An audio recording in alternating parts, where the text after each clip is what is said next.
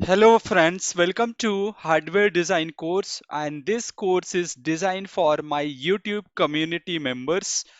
And the main objective of this course is to train and nourish the electronics engineer who wants to pursue their career in the field of electronics engineering. So this module is dedicatedly for the analog design, analog circuit designer, uh, analog design. And after attending this course, you will be able to independently design the hardware circuit, design the analog circuit. You are able to select the components, analog components, and you are able to debug the entire analog circuitry. Okay, how you're gonna select the components, how you're gonna design the circuit, how you're gonna debug the circuit. After attending this course, you are able to do that, and this course is beneficial to the student, individual working professional, and corporate company who wants to train their engineers. So this module is, I will be focusing more on module number one, that is the analog design. Okay, so we'll talk about the analog design and what all the topics will be covered in the analog design module. So we'll start from register. How you're gonna select the register, how you're gonna calculate the register value, what is the tolerance analysis, what is the temperature coefficient of register, how you're gonna calculate the derating of register, what is the termination state, what is the circuit application. We'll talk about register. The same thing we're gonna talk about the capacitor, starting from the selection of the capacitor, and then understanding the different parameter. What is the RMS ripple current? Okay, what is the ESR, what is the ESL, and how these parameters affects your capacitor lifetime.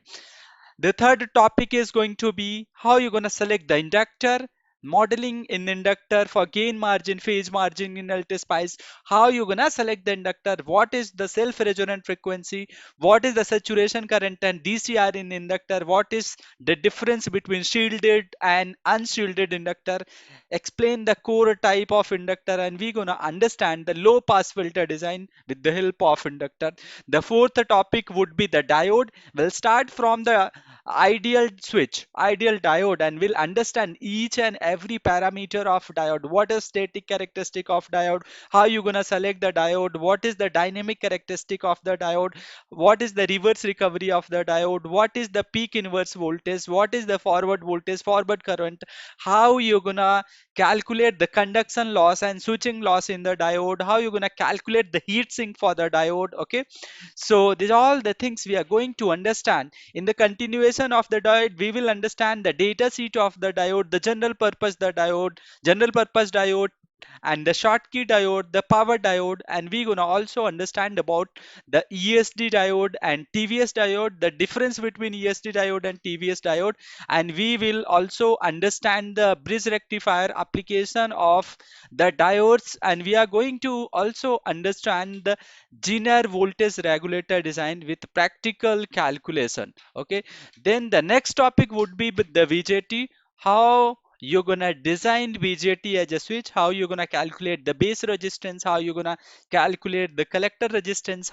We're gonna understand the static and dynamic characteristic of the BJT, the switching characteristic of the BJT, different parameters of BJT, how you're gonna calculate the power loss in the BJT, how you're gonna calculate the conduction and switching loss, how you're gonna calculate the junction temperature, and how you're gonna do the thermal design. We're gonna also understand the BJT base drive circuit, the BJT data sheet will understand.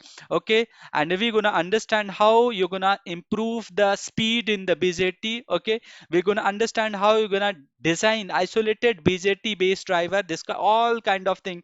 BJT is a constant current, constant mirrored, over voltage protection, current protection, all the thing, paralleling of the BJT, how you're gonna do that, and is all the topics we are going to understand in the BJT. The next topic would be the MOSFET. In the MOSFET, we're gonna understand the how you're gonna turn on the MOSFET, what is the VGS, what is the RDS on, what is the RD, and how you're gonna calculate the conduction loss, switching loss, gate charge loss, okay, how you're gonna calculate the gate resistance RG, how you're gonna design the thermal aspect of your MOSFET, what is the safe operating area of the MOSFET, all the things starting from the component selection to the design level we are going to understand in the MOSFET topic. And the relay we're going to understand the different types of relay, application of relay, working of the relay. I will explain the data sheet of the relay, okay, the different relay driving circuit, the snubber circuit with the help of relay, and at the end we also understand the solid state relay,